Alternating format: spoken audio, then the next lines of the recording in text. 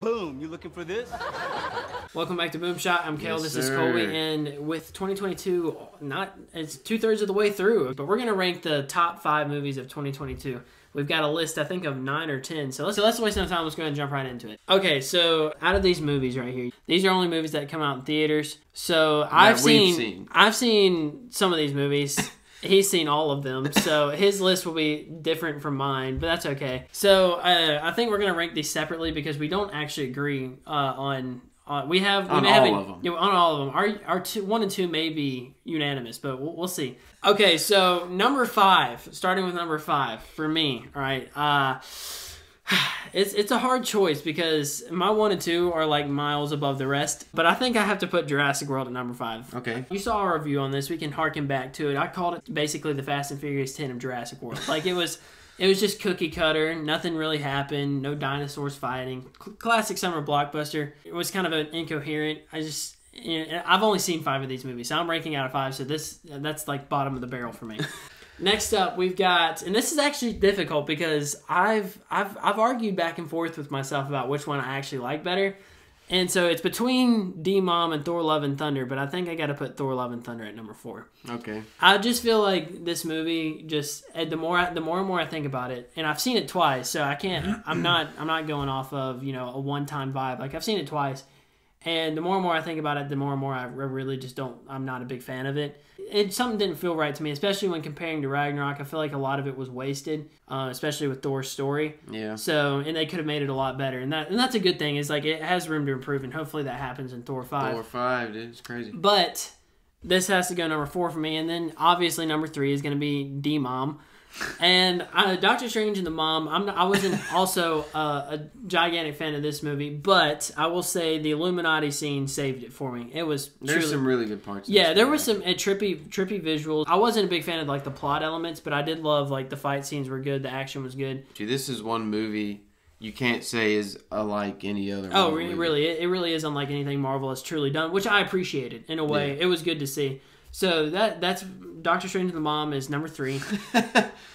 Number 2. Now this is where it gets difficult for me. Okay, and I've got two movies that I've seen that I've wrestled over for a while, but I just recently went to go rewatch one I had watched very recently. Very recently, and you can maybe call it recency bias, but number 2 up first, I got to go with the Batman. Whew, wow, yeah, fans of the channel know how much that stings. Yeah, if you're fans of the channel, I was obsessed with this movie. I saw it 3 times in like 1 week.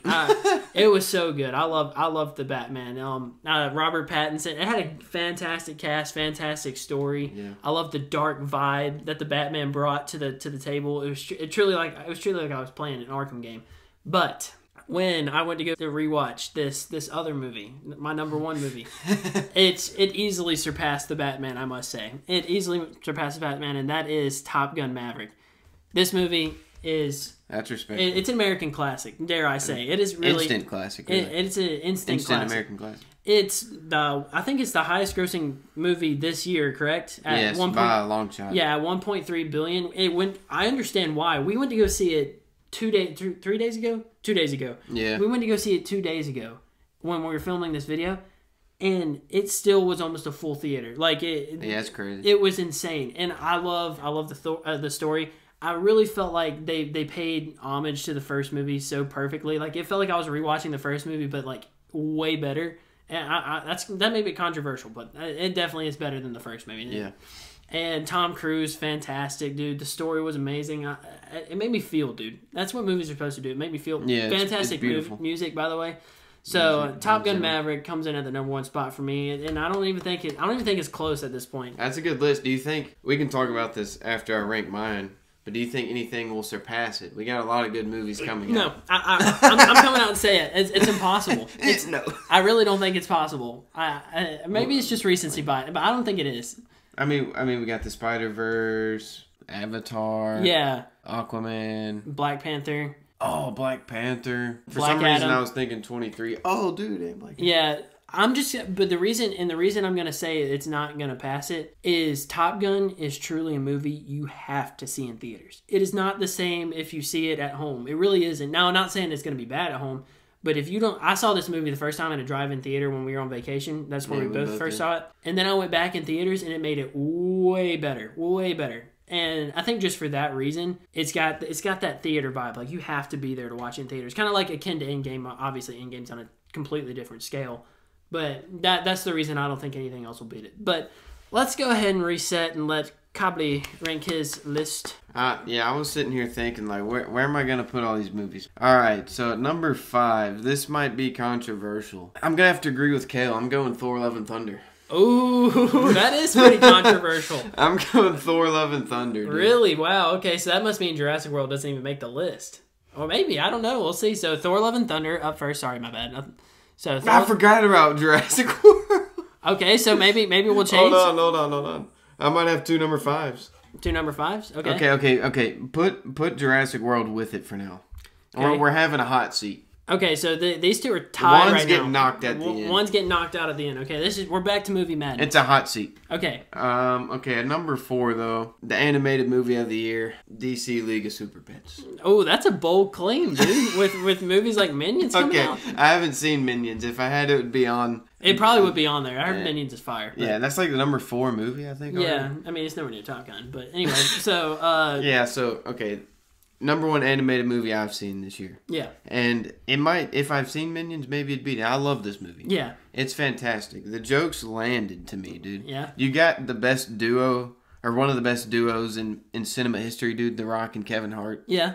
You can't beat that. You really can't beat that. I heard, and Keanu Reeves is Batman. I mean, really? Yeah, dude, that was sick. I mean, and there's a ton of meta jokes in there. Yeah. They poke fun at DC themselves, which you gotta appreciate. Yeah, you do gotta appreciate that. If you can't make fun of yourself, you're lying. I mean, they know their downfalls, which gives me hope for the DCEU. Hopefully. Anyways, so number 3. Oh, can I say something real quick? Yeah. If I had seen this movie, it would have been over Jurassic World. I already know it would have been, but I hadn't seen it yet. So. Yeah, I watched this. I just got back. I was out. Well, I guess one video, the Andor trailer. Yeah, he was out. I was at Universal and I watched it in the reclining seats, and maybe that boosted it to number 4, dude. Yeah, the reclining seats were insane. The experience is a lot, dude. The experience is a ton. So yeah, that was incredible. All right, so number 3. So number 3, I'm gonna have to go Mom. D-Mom. Okay, so D-Mom at number 3. The more I look back on this movie, the more I think I liked it. I think I'm kind of with you right there, especially when comparing it to Love and Thunder.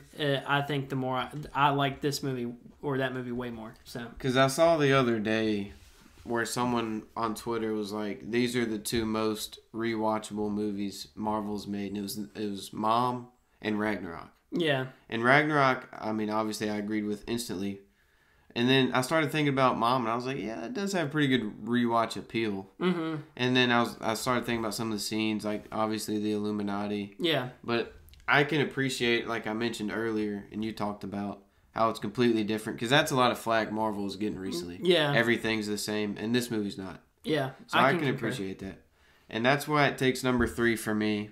Good list so far. And number 2 is going to have to be the Batman. The Batman, the infamous Batman. Yes. Surprise! Surprise! My bad. The risk that this movie took, I guess, by casting Pattinson, for it getting number 2 on our list is good. So anyway, continue. I mean, you look at the Twilight saga, dude. Yeah. And I mean, not to say he was a bad actor in that, but you look at Twilight and then this. Yeah. It's like that's an impressive tone switch he did there. He may have been a gothy Batman, but I actually enjoyed it. So. Yeah. I mean, I think it fit well for the movie and the setting in general. But number 1, there's no question, is Top Gun. It has to be Top Gun, and I think we just need to sit here and relish on the beauty of Top Gun. Actually, first you need to. I got 2 more. I got 2 more things to wrinkle out here. Yeah. Is it gonna be Thor, Jurassic, or Redeeming Love? Ooh. Coming out of nowhere for number 5. Cinderella story, the St. Peter's of this tier list. It's gonna have to be Thor: Love and Thunder.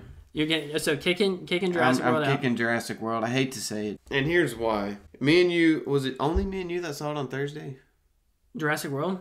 No. Thor. Yes, it was me. Yeah, no, it was me. Yeah, it was basically me and you. We had a couple other people there, but yeah. Yeah, and then so that experience, and there's a ton. On Thursdays, a ton of diehard Marvel fans go watch the movies. Yep. We went to the theater, and it was kind of hot, but when we watched it again on Friday, which kind of really ruined my experience of this movie, it was at least 85 degrees. It had to have been. It was toasty. And plus, I feel like people weren't as into the movie, which is okay. Yeah. But I feel like when you have a ton of diehard fans there, like on Thursdays, people are laughing at the jokes, going ooh and ah. Yeah. And it's not 85 degrees. Mm-hmm.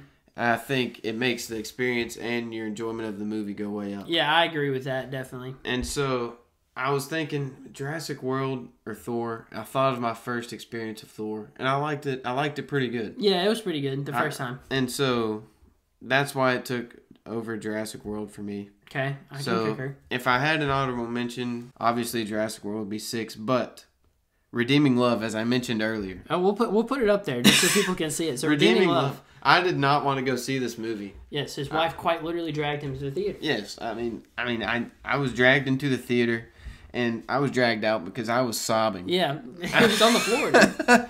I was sobbing, dude. It's a really good movie if you haven't seen it. I don't know. I think it got like 91 million in the box office, which is, it's not that. For a movie like that, it's pretty good. It's pretty good. I think it's based on a book. And so, if you haven't seen it, it's pretty good. Can I say this? I feel like movies like that though take a cheap shot at the heart. You know, like is the third movie always. I know it always tugs at the heartstrings. Yeah. These movies are just meant to tug at the heartstrings. Yeah, right. So you feel emotionally connected to it. So just a take. Yeah, and from what my wife tells me, it was pretty accurate to the book, I think. That's good. Which I can always appreciate. Oh, yeah, 100%. I haven't read the book, but I saw the movie, and that's why it's my honorable mention. It's a good I think that, and that's a pretty good list. Obviously, so how far is the gap between 3 and 2? Because I know my third movie to my second movie was, it wasn't even close. Dude, let me tell you, I love the Batman, but it goes 1 gap, not that big, 2 gap, not really. Pretty big gap, bigger than the one between 1 and 2. Yeah. And then the gap between 3 and 4 is not that big. I almost put Super Pets over Mom. I respected it. I really would have respected it. It's always nice to see a good animated movie. And then at number 5, really any of those 3 movies, World, Love and Thunder. Any of those 3. For me, the gap between 1 and 2 was I really loved the Batman. I saw it 3 times, and that movie's 3 hours long. So I loved the Batman. But dude, Top Gun, talk about soaring, dude. It took over. It was soaring. It was flying. I think the thing when I think about Top Gun, it's one of the first movies I want to show my kids. It really is. It's just an American. It really is an American classic. Talk about paying homage to one of the greatest countries or the greatest country on the planet, right. And. Dude, it was just so good, dude. Like every single part of the movie was just so perfectly crafted to pay respect to what the first movie did with Tom Cruise and with Goose, and now to see that movie beautiful. 30 years later. Oh, it's just such fan. And by the way, for me, and I'm going to say this, music is 50% of the movie. Really, it is 50% of the movie. And for fans of the channel, well, actually, probably not, because I haven't really talked about it much, but I freaking love the Batman music. Like, the theme for the Batman, I listen to it pretty much daily. This honestly had, the music made this movie, too. Yeah, it just takes you back to that place. It makes you feel patriotic. Yeah, and one thing that we need to note between these 2 movies, guess what? Neither of them had that much CGI. I'm just going to say it. Yeah, that's true. That is a big point, especially this one. They paid like $11K an hour for the F-16s. Or F-18s, my bad. But they paid $11K an hour for those jets to do that in real life, and it was just so good. It was so incredible to watch. It's beautiful. You don't see that much in movies these days. No, not at all. So, and I'm glad it did that good. I'm glad it's the number 1 movie. It deserves to be everything that, and it's been good for movies in general to see something like that, like a movie like that. Do that well, and think about how many movies Tom Cruise has had. That's the highest grossing movie he's ever been in. Oh yeah, and he's been acting for 30 plus years. So it is ridiculous, and it's great to see. And I'm glad to put it at a resounding number 1. Yeah, and I want the Marvel and DC and Jurassic World. I want all those movies to do good. Yeah. But it's just special to see something like Top Gun have the number 1 spot. And honestly, and I know we got Black Panther coming out later this year. I know we got Black Adam, we got Aquaman, we got some other good movies, Spider-Verse. I'm going to be honest, I don't think anything will pass Top Gun, and I don't want anything to pass Top Gun. I think Black Panther is going to be the best shot. I think Black Panther definitely has the best shot too. And that might be, some people might say, Avatar But, I forgot about Avatar. Yeah, but I mean, obviously, Avatar's #1 grossing movie of all time. asterisk. Okay, they re-released. Yeah. So #2 grossing movie of all time. So I don't know. I don't think the second one's gonna do what the first one did. It might be. No. It might be a really good movie. But the first one, I think the first one got like 1.4 or 5 billion at the box office, which was like the highest grossing solo movie of all time.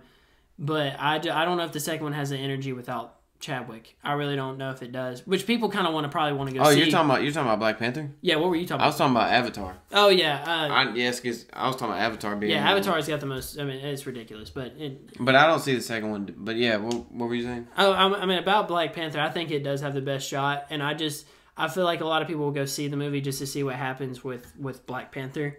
Yeah. But I don't know if without Chadwick if it'll have the steam to really get over the hump that Top Gun. And Top Gun I feel like has been out forever, but I mean it's because people keep on going to see it. Like it's actually crazy how people are still going to see it, and it's been this long. So yeah, I think I don't know, man. I could see Black Panther giving it a run. Yeah, which I mean I'd be. I hope okay it. with. I mean. If Black Panther's a good movie worthy of taking the top spot, then I'm glad to see. Yeah, the Top Gun. If it's a worthy movie, I'd love to see it make a run. But Top Gun's that much better than even the Batman, and I love the Batman. So well, yeah. Well, I mean, we'll update this tier list. Yeah, I think probably in December sometime. Give ourselves some time to relish in all the movies, and then we can rank maybe the top 10. Yeah, we got. I would say Spider-Verse, but I just feel like.